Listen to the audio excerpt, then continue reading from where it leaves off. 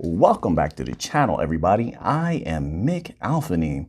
So a lot has been happening with XRP today, with Ripple today. It's been an amazing day.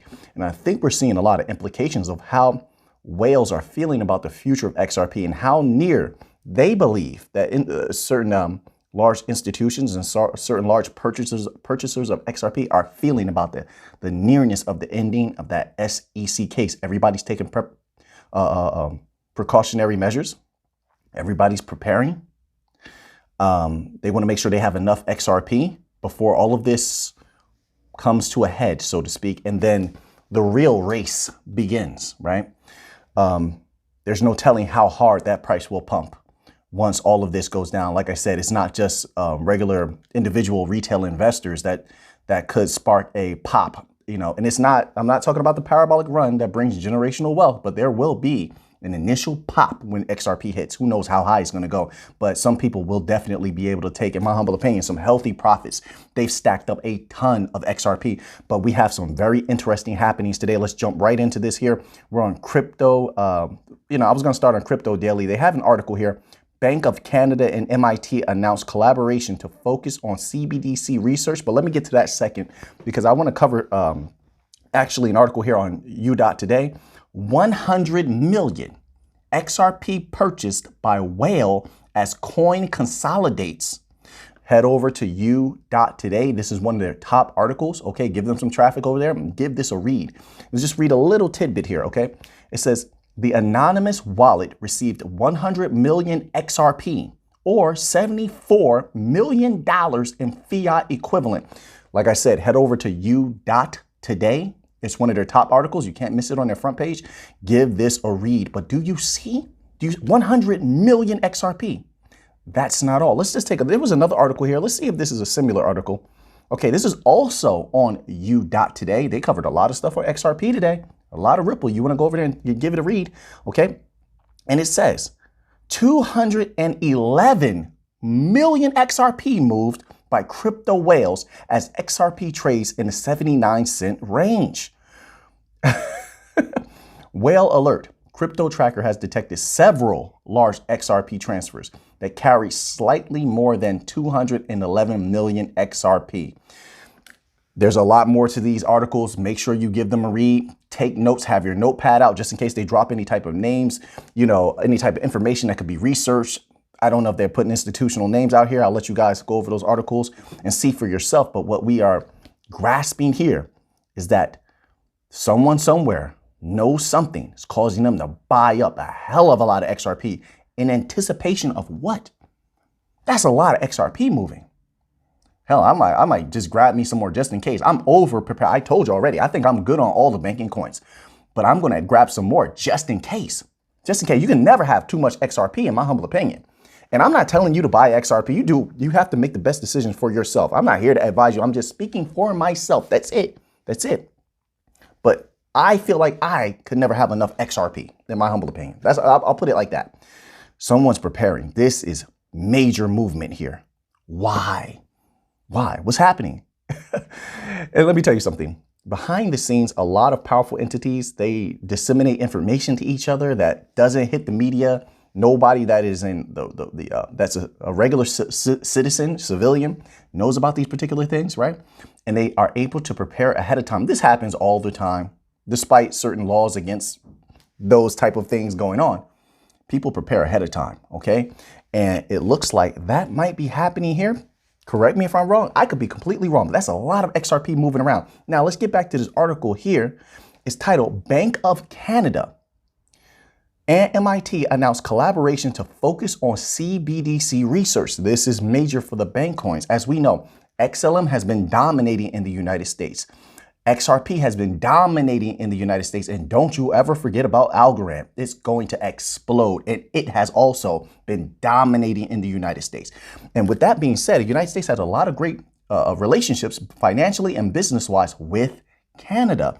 Now, let's read a little bit of this article, okay? And then we'll go a little bit deeper.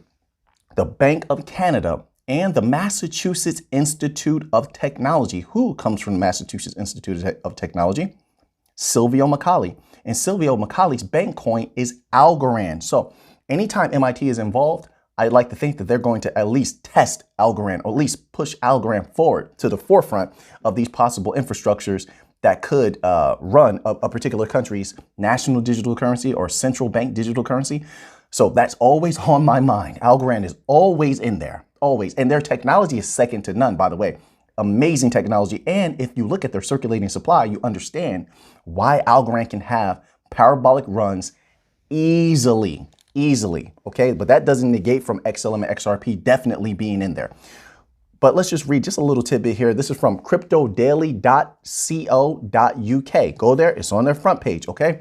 The Bank of Canada and the Massachusetts Institute of Technology announced a 12-month collaboration to research central bank digital currencies. The report will be published at the end of the 12-month research period for the Canadian Central Bank. While going ahead with the research project, Canada's central bank has so far not committed to creating a stable coin. There go stable coins again. There goes stable. Listen, stable coins are going to be major. Has not committed to creating a stable coin, but has expressed a positive outlook towards them in the past.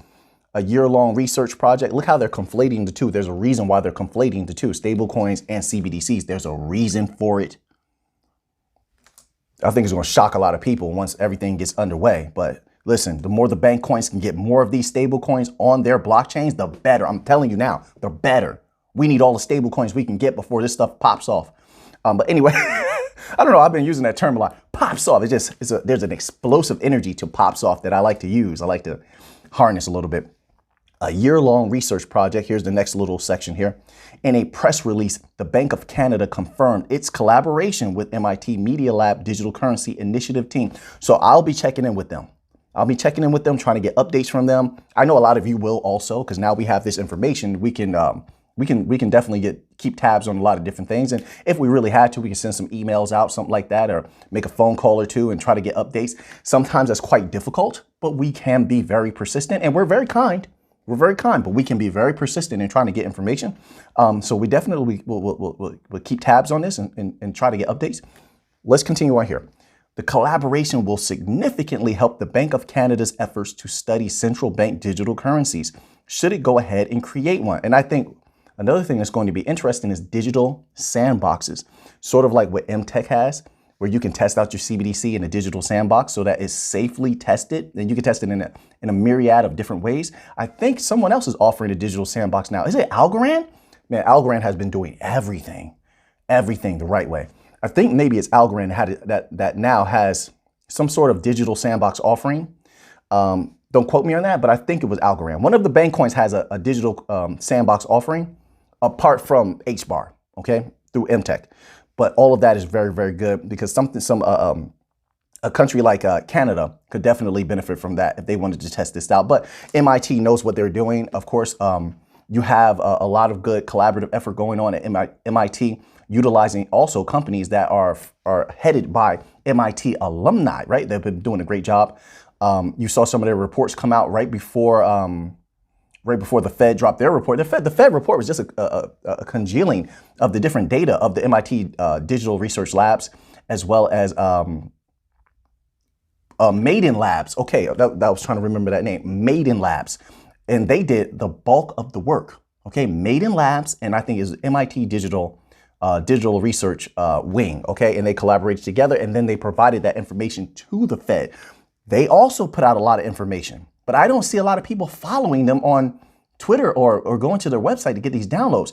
They put out executive summaries on these CBDC research. Wouldn't you want to know that? You want to know how much money is coming in? You have to do this reading. You have to do this research, or you can't complain if things go wrong for yourself. You have to be willing to put in that work. Maiden Labs.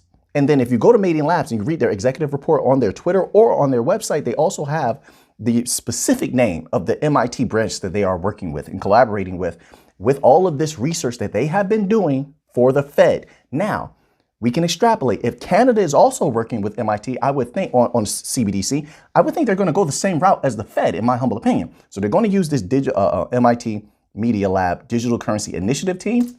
And I would think they also would be wise, or maybe MIT will just reach out to Maiden Labs and have them do it for them. They already have everything already set up because the Fed already went through this.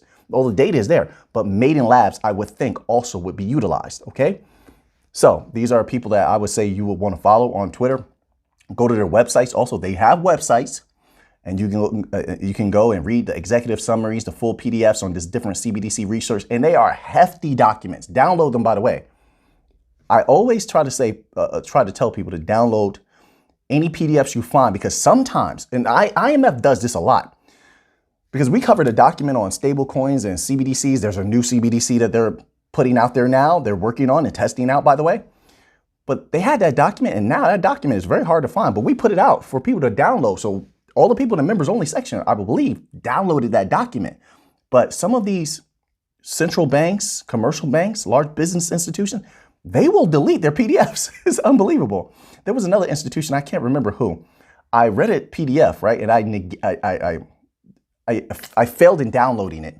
And then I went back like 3 days later thinking it was just going to be there, and it was gone. You can't find it anymore. So even I make mistakes, okay? But when you have this type of information, download it. It is crucial, okay? But let's continue on a little bit here. It says any hypothetical CBDC would be pegged to and backed by the Canadian dollar and circulated on a digital ledger. While no other details about the collaboration are available in the public domain, the Bank of Canada committed to providing an update on the project's findings once the research period has concluded. So there we have it. Now let me get this. The Bank of Canada. Okay, so now maybe I'll sign up for the Bank of Canada's newsletter if they have one or something like that, but I have to definitely put it on my calendar. I give them a few months and then I'll start checking periodically, like every 2 weeks. I'll start checking on them, something like that, to make sure that once that information comes out, they drop that document, we get our hands on it first, right here on this channel. So subscribe. That's going to be a major. We want that Canadian money also. We want all the money. Keep that in mind. We don't discriminate. We want all that money. So we need to know. As a matter of fact, what we're going to do, and maybe I'll do this as a members only video coming up. I have another members only video coming out within the next 2 days. I'm working on that. Okay. Been putting out a lot of good content there. So if you haven't watched the stuff that's there already, make sure you go there. I've been putting out some videos over the last few weeks. It's been great information. Go there and give this stuff a look-see. We're going to pull up the Bank of Canada's financials. You know that I was going to do that. You have to know. This is what I do. Pull up their financials, their annual, quarterly. Let's see how much money they're moving. Let's see what's going on with them. Are they doing well? Are they not doing well? Like pretty much all banks are doing terribly. When you look at how well they could be doing, how much money they could be saving, how much money they could be bringing in, and how they're allocating funds is terrible. But I'm trying to keep it within perspective. I'm trying to keep it relative to other banks. So that's my comparison. Okay, is like, how are they doing versus other banks? Are they doing well versus other banks? Are they hemorrhaging money? Are they losing money? Like, are they doing badly? So we're going to take a look at that. Bank of Canada's prior studies. And then you guys head over to cryptodaily.co.uk and give this article a read here. In July 2021, the Bank of Canada had released a staff paper outlining several benefits of central bank digital currencies, indicating that the central bank was quite bullish on cryptocurrency. So that's very good. The paper outlined several benefits of CBDCs, stating that it improved consumer choice. It definitely does. Promoted healthy competition in the financial sector. It definitely does, because what happens is a lot of the governments are lazy. So that financial competition, if you have the right people doing their research and bringing you information, what happens is the best of the best gets pushed to the forefront, and then you as a government are able to conscript the best of the best. And you don't have to do any of the work yourself. So it's sort of like a lazy person's way of being able to use technology. But that's how it goes. That's how they are. Governments are lazy. It's crazy that the people that run the world are some of the laziest in the world. Mind-blowing, but that's just how it is. So it says promoted healthy competition in the financial sector and outlined how smart contract functionality could improve money management. Okay, so at first, there were a lot of institutions that they really didn't care too much about the smart contract capability of their CBDCs or their national digital currency. As you've seen a push towards that now, that's major. This is why you see Stellar upgrading their smart contract capabilities. All of these and the smart contract coins like Algorand, HBAR are making sure they stay the best of the best. And they are so advanced. It's ridiculous. That's why they're going to, one reason they're going to win big. But there was a document released from the Bank of International Settlements. A lot of you have that PDF as well. This was released last year, and they made a big push. They made it clear that they wanted to explore the capabilities and utilize, at least have the capability at hand of being able to utilize smart contracts however they saw fit. They saw a great benefit to that. Once they came out with that document as a supervisory body, you saw all other banks fall in line. All other banks fell in line with that. So they stopped questioning the smart contracts and they just welcome it with open arms now. So I see this as being a result of that. And the Bank of International Settlements, the IMF, and the European Central Bank are pretty much on the same accord across the board as supervisory entities. All right. So let's move on here. And we have another article, and this one is on Ripple.com. There's a lot happening with XRP and Ripple today. It's titled "The Ripple Drop: Growing Crypto Liquidity. Banner Year for RippleNet and Ripple Liquidity Hub." And let's just read a little tidbit here. Head over to Ripple.com, give them some traffic over there, and screenshot this stuff so we can reference it more easily. Next time in the future, we want to talk, we're having conversations in the comment section. We have this information to be able to pull up real quick. Rising crypto liquidity. Ashish tracks the growth in crypto liquidity from the early days of Bitcoin and why it matters, noting that crypto is much easier to move around the world than fiat currency because it does not require a network of large banks and Nostro accounts. That's key. They're going away. And that means that XRP is going to explode. And Nostro accounts to achieve liquidity. This ability to easily interchange coins or fiat currency is facilitated by crypto exchanges like Coinbase, Bitso, and Bitstamp. Currently, Ashish points out hundreds of billions of dollars in crypto are traded daily on these exchanges, a dramatic increase from 2013 when the industry had yet to even cross $1 billion in liquidity annually. More liquidity means we're able to offer a better product experience. Definitely does. You can send cross-border payments for a cheaper rate, he says. According to Ashish, the amount of crypto liquidity roughly doubles every year. That is unbelievable, by the way, which portends, but it makes a lot of sense, quite a bit of sense, which portends great things for customer savings and experience, especially in terms of cross-border payments. RippleNet's ascent. Amidst this backdrop, RippleNet notched a banner year in 2021. She says that RippleNet ended the year with a payment volume run rate of over $10 billion and expanded our on-demand liquidity product to 22 destination markets. Unbelievable. Observing that this milestone brings on-demand liquidity to near to complete global coverage. All the money, entire globe covered. And that's only going to increase, by the way. This 22 destination markets is only going to increase. Ashish attributes this rapid growth to two distinct advantages offered by on-demand liquidity versus traditional fiat movement legacy system and correspondent banking networks legacy system. Its higher transaction speed and its more efficient use of capital. He explains that the latter is key as rising interest rates could make capital even more expensive in the year ahead. It definitely will.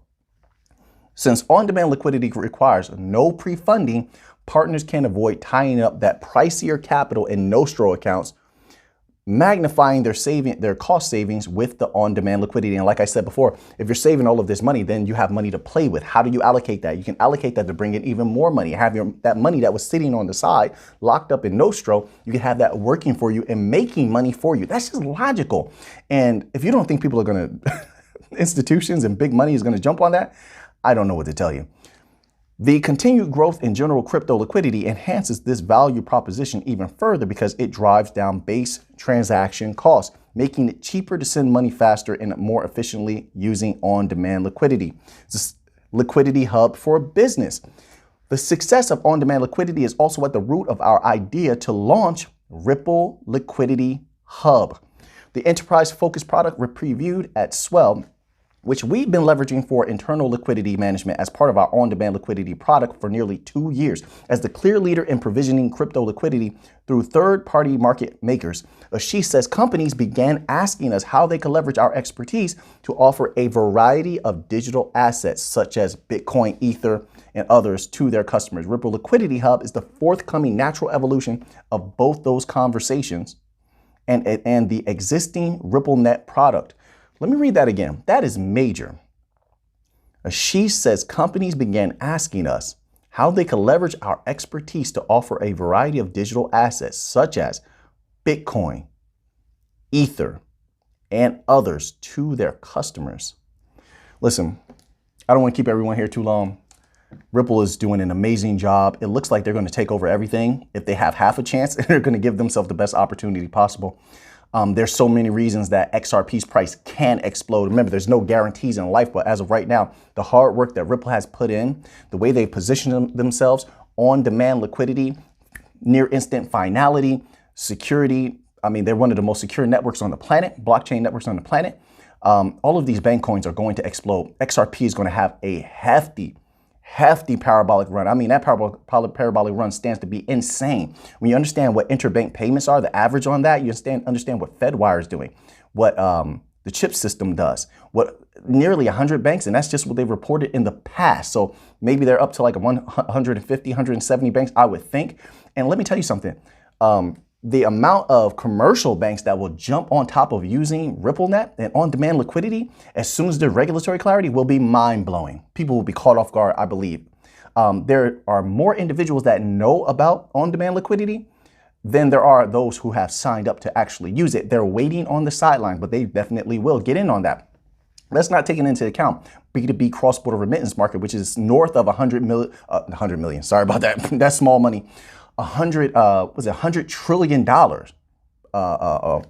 in value, north of $100 trillion, right? Because I remember Visa for a long time, I was going by the Visa number, and the Visa number was $75 trillion that they believe that they could access in B2B cross-border remittance market, which is big money still. That's huge money, okay?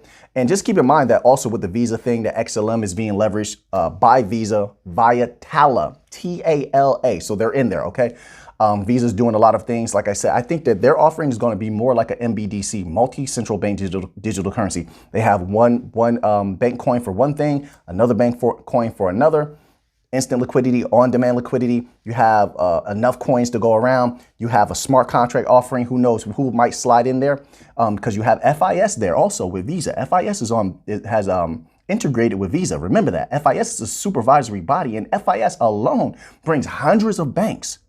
Keep that in mind. FIS is on whose governing board? Hedera, HBAR. HBAR can't lose. That's another thing. HBAR can't lose. There's no way. There is no way. You have just FIS alone. I don't even have to talk about Google. I don't. Once you say FIS and FIS is attached to something, nope, I don't see it losing. There's no way. They have too many banks that they're bringing. But anyway, you can look that up for yourself. Many members on the channel have already done their FIS research. And I know we have so many new members. Welcome to the channel, by the way. So you're going to have to, there's a lot of catching up to do, a lot of PDFs we're going to be reading around here. We do a lot of work here on this channel. We're going to be giving you a lot of information. We're going to be doing some good research, but definitely look into FIS. Go to Hedera. Was it Hedera.com or Hedera.org? Go to Hedera's Twitter. Click the link there, go to their website, and you will see their governing body. Unbelievable. Look at FIS, and then look what they do and who they're over and in charge of. Anyway, so XRP is looking great right now. Seems that people are preparing for an explosion that might be soon to come. We'll see. We'll see. Take things one step at a time. So now that you have that information, what are you going to do with it? I know what I'm going to do with it. So until next time, let's get to the money.